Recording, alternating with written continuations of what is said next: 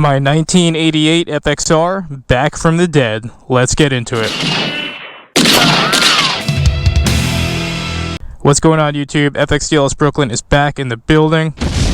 And this is a very special video, kind of emotional, kind of sentimental. If you all have been following my journey through my nearly fatal motorcycle wreck back in the fall, I got both hit and run over by an SUV in Brooklyn, and I was on this bike. So not surprisingly, this bike was declared totaled straight from the tow truck. The bike was destroyed, and the bike was in a state where, like I said, it was declared totaled. So this one is, like I said, kind of a sentimental one for me, because you all know the situation with my wreck. It was a nearly fatal motorcycle wreck due to the negligence of somebody else. I did sustain life-changing injuries. There are passions of mine that I had before the wreck that I can no longer do, such as jiu-jitsu, skateboarding, running, like a lot of high-impact activities like CrossFit, stuff like that, weight training, a lot of stuff that I lost from that wreck, right? This one, in terms of positive mental attitude, is an important one to celebrate because, again, this is just another thing amongst a whole bunch of other things that I thought I lost forever given that unfortunate circumstance.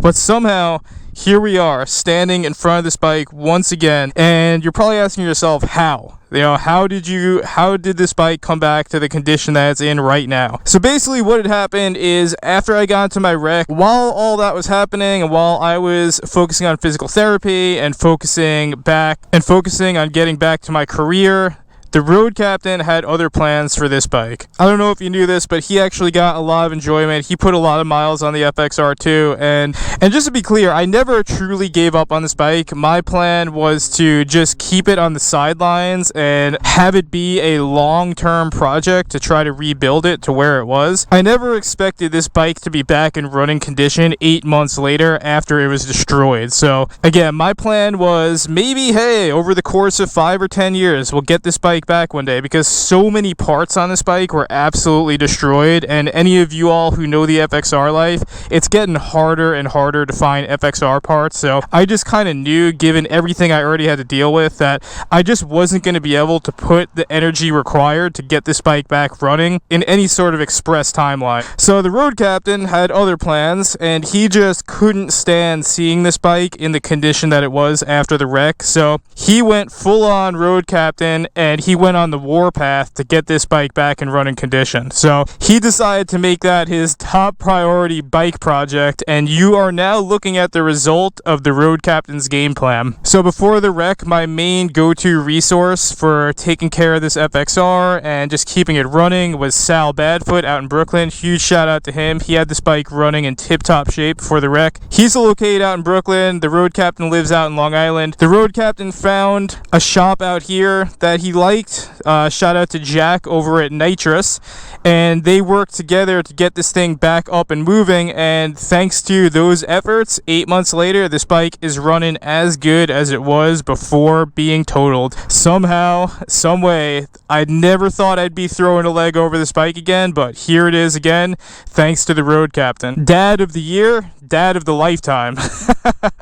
So really, without him and without his efforts, like I said, this bike just would have been in pieces on the sideline for a long time. So yeah, shout out to all the companies who supported getting this bike back on the road. Most notably right here is Indian Larry for hooking us up with the pegs. The entire bracket from the wreck was not just snapped off, but collision was so hard that this bracket was sent through the bike itself. You know, you can still see there's some, if you look carefully, there's definitely still some battle scars, but that's it. You know, I cannot believe that this bike is in the condition that it's in, and being back on this bike, it's just a reminder that the FXR is hands down my favorite Harley Davidson. You know, you see me enjoying my Dyna miles, my Super Glide miles, my Dyna Lowrider S miles, my new Lowrider ST miles, but at the end of the day, nothing hits like an FXR. You know, there's just becoming less and less of us out there in terms of FXR owners, and those of you who are FXR owners, you know what it takes to just keep these bikes in running shape. Like, it is an absolute labor and love just to keep these bikes running. To have this bike back in running shape right now, and again, in 8 months, I just feel